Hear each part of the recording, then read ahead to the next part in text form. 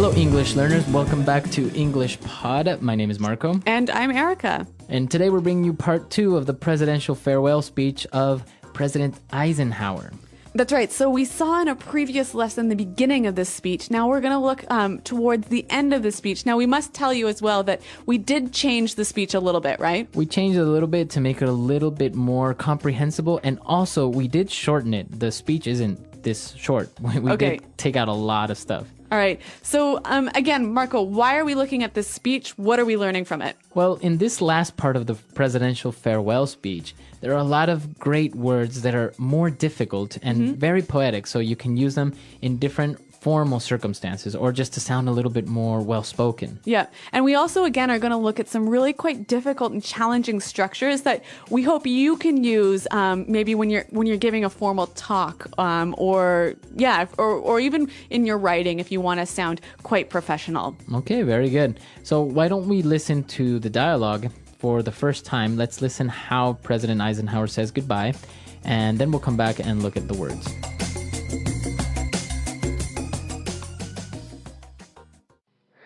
We now stand 10 years past the midpoint of a century that has witnessed 4 major wars among great nations. 3 of these involved our own country. Despite the carnage of these conflicts, America is today the strongest, the most influential, and the most productive nation in the world. We are understandably proud of this preeminence, yet we realize that America's leadership and prestige depend not merely upon our unmatched material progress, riches, and military strength, but on how we use our power in the interests of world peace and human betterment. Throughout America's adventure in free government, such basic purposes have been to keep the peace, to foster progress in human achievement, and to enhance liberty, dignity, and integrity among peoples and among nations. We pray that peoples of all faiths, all races, all nations, may have their great human needs satisfied, that those now denied opportunity shall come to enjoy it to the full, that all who yearn for freedom may experience its spiritual blessings, that those who have freedom will understand also its heavy responsibilities, that all who are insensitive to the needs of others will learn charity, that the scourges of poverty, disease, and ignorance will be made to disappear from the earth, and that, in the goodness of time, all peoples will come to live together in a peace guaranteed by the binding force of mutual respect and love. Now, on Friday noon, I am to become a private citizen. I am proud to do so. I look forward to it. Thank you, and good night. Well, that certainly was a very moving speech, hey? Very moving and, to a certain point, a little bit religious, huh? Yeah, I think we'll talk a little bit about that a little bit later, but let's concentrate on the language now. So we'll go to language takeaway. Language takeaway. All right, on language takeaway today, we'll start with our first word, and it's preeminence. All right, we are understandably proud of this preeminence. A preeminence. So preeminence, what is this? Basically, it's the state of being the leader of something. Okay, so in this case, America was the preeminent nation. Right, so they were coming up, they were very prosperous, so they had a preeminence in the world. All right, so I think we can see here you can use this as an adjective, a preeminent nation, or as a noun, an uncountable noun, the preeminence of our state. Very good. Since we can use this word as a noun and an adjective, why don't we listen to some more examples so we can get a better understanding of it? Example 1. Now please welcome Dr. Frank Hicks, the world's most preeminent expert on nuclear biology. Example 2. He's been a leader in his field for 25 years, and his preeminence has never been questioned. Example 3. Carol Dixon is one of the most preeminent experts in green technology. All right, well, Eisenhower is talking about all of the things that the American people had done since they became a free nation, and one of these things was to foster progress in human achievement. Foster progress in human achievement. Well, I like this verb a lot, to foster something. So if I say to foster progress or to foster something, what am I saying? To help something grow and develop. To take care of it, to nurse it. Yeah. We very commonly hear this word associated with children, right? A foster child. Yeah. So what's that? If you have a foster child, you are basically taking care of a child because the parents can't look after him. It's not like adopting because it's not actually legal. It's just that you're helping somebody out by raising this child. Right. So we can see the connection there, a foster child to foster something. But this is really a great word, and I think it would help to give a couple of examples of how we could use it. So for example, I can say our company is looking to foster better creativity in the workplace. Or we could say, here at Praxis Language, we foster the development of your English. Very good. So the word foster. Now, moving on, in his speech, he was talking about nations and faiths and different types of groups, and he said, all who yearn for freedom. All right, this is a great phrase. All who yearn for freedom. To yearn. So to yearn for something. Now, if I yearn for freedom or I yearn for something, it's basically that I really want it in my heart. Yeah, you really wish for it in a way that's almost painful. You want it so badly. Now, you wouldn't say like, I'm yearning for ice cream, would you? No, unless you were locked up in prison and hadn't had ice cream for 55 years. Exactly. So it's usually related to something that's very difficult to get or something like freedom or yearning for... That's really important. Exactly. Something very important. And now for our last word, President Eisenhower was talking about charity, he was talking about freedom, and he mentioned the scourges of poverty. Okay, so scourges. The scourges of poverty. Scourges is a really difficult but interesting word. So why don't we hear a few more examples to help us understand it? Example 1. Malaria is a disease that continues to be a scourge to the developing world. Example 2. One day we hope to eliminate the scourge of cancer. Example 3. NATO promises to wipe out the scourge of terrorism. So as we can see, the scourges of something basically is the cause of pain or suffering. So now relating it back to the text, we see scourges of poverty. Yeah, scourges of poverty, scourges of disease, and scourges of ignorance. All right, so we can see that poverty, ignorance, and disease cause a lot of really terrible things, right? Exactly. So that's why we say they are scourges. Okay, so scourges. Now, so that brings us to the end of our words for takeaway today. But, as we talked about earlier, we've got some really difficult and interesting structures to look at now in Fluency Builder. Fluency Builder. Okay, so in Fluency Builder, we'll start off with the very first sentence of the paragraph. When he said, we now stand 10 years past the midpoint of a century. Okay, so I love this phrase. We now stand 10 years past the midpoint of the century. Now, it's interesting because he is making reference to the future in the present. And he's using a great phrase to do that. We now stand.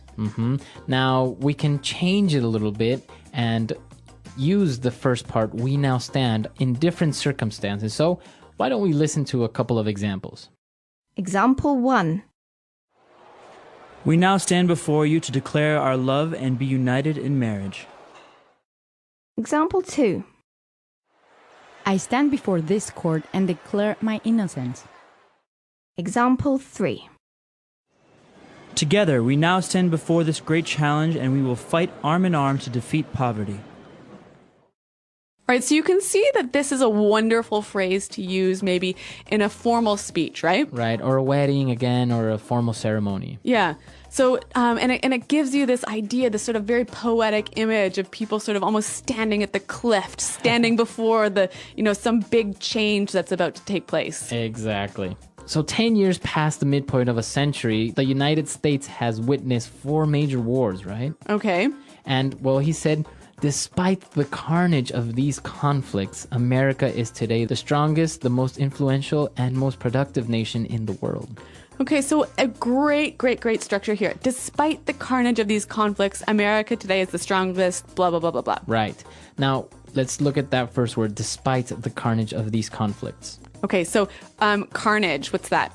Carnage is like a massacre, right? Where many people got hurt or killed. Okay, so a pretty violent situation when a lot of people died. And now, why does he use this word despite? Okay, so he's basically saying even though we had all of this death and violence in this century, we're still the greatest nation, blah, blah, blah, blah, blah. Exactly, that's exactly it. I can say, for example, despite the economic crisis the world is going through, our company has an enormous opportunity to grow and be more profitable. Okay, or if we want to take it and imagine we're at a wedding, we might say something like this. We could say, despite the many difficulties this couple has faced, they have a very bright and happy future together. Very good. And now, if we take a look at the last paragraph, it's very interesting because it's one sentence. It's a really long sentence. It's a very long sentence. So even though it's not a phrase, let's take a look at the punctuation of this paragraph. Okay, so Eisenhower starts out by saying, we pray that peoples of all faiths, all races, all nations may have their great human needs satisfied. And then we have a semicolon there, right? Right.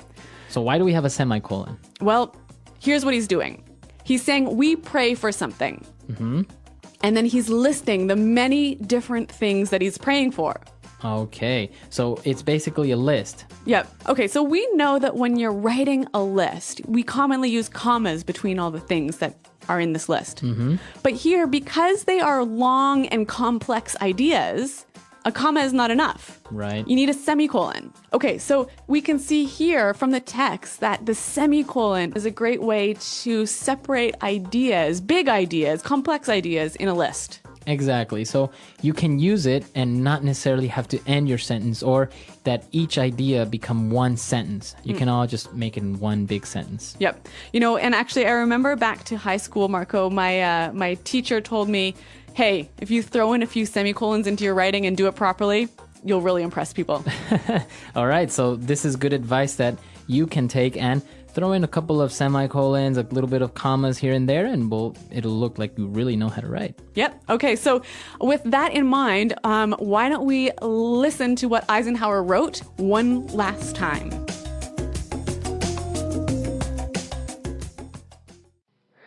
We now stand 10 years past the midpoint of a century that has witnessed 4 major wars among great nations. 3 of these involved our own country. Despite the carnage of these conflicts, America is today the strongest, the most influential, and the most productive nation in the world. We are understandably proud of this preeminence, yet we realize that America's leadership and prestige depend not merely upon our unmatched material progress, riches, and military strength, but on how we use our power in the interests of world peace and human betterment. Throughout America's adventure in free government, such basic purposes have been to keep the peace, to foster progress in human achievement, and to enhance liberty, dignity, and integrity among peoples and among nations. We pray that peoples of all faiths, all races, all nations, may have their great human needs satisfied, that those now denied opportunity shall come to enjoy it to the full, that all who yearn for freedom may experience its spiritual blessings, that those who have freedom will understand also its heavy responsibilities, that all who are insensitive to the needs of others will learn charity, that the scourges of poverty, disease, and ignorance will be made to disappear from the earth, and that, in the goodness of time, all peoples will come to live together in a peace guaranteed by the binding force of mutual respect and love. Now, on Friday noon, I am to become a private citizen. I am proud to do so. I look forward to it. Thank you, and good night.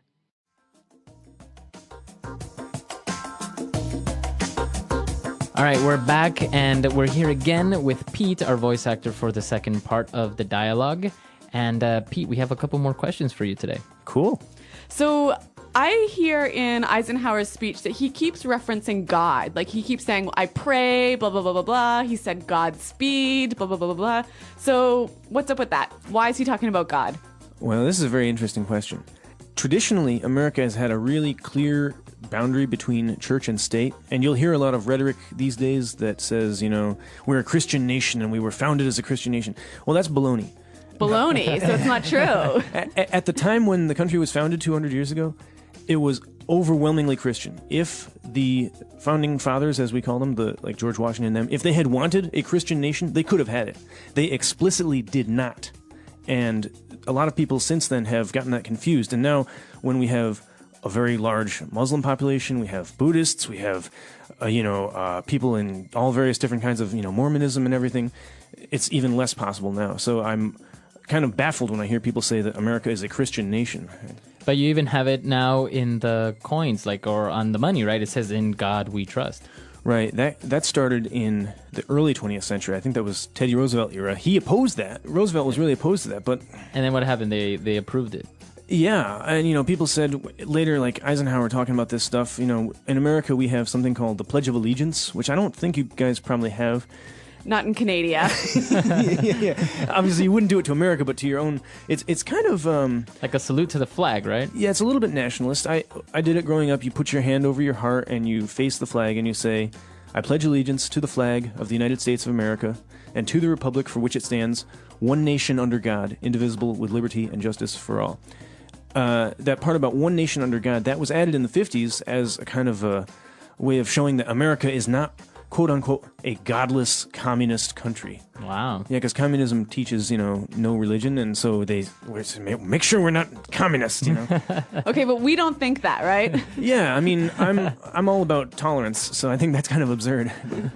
Okay, so what I think is really interesting, though, is that every political speech, every time a political leader has to say something publicly, he'll always quote God, right? Right, and they'll often end a speech with, "Thank you" and "God bless America" or something. Yeah. Exactly. Which, for me as a Canadian is really strange. Like, if a Canadian president said, "God bless Canada," no one would know what to do. Like, yeah. I don't know. Anyway. I had an ex-girlfriend who was British, and she, Tony Blair started with that a couple times. He said, "And God bless us all" or something, and she was just put off by it, and she was like, "The Brits will never take this," and they didn't. Yeah, no one was impressed.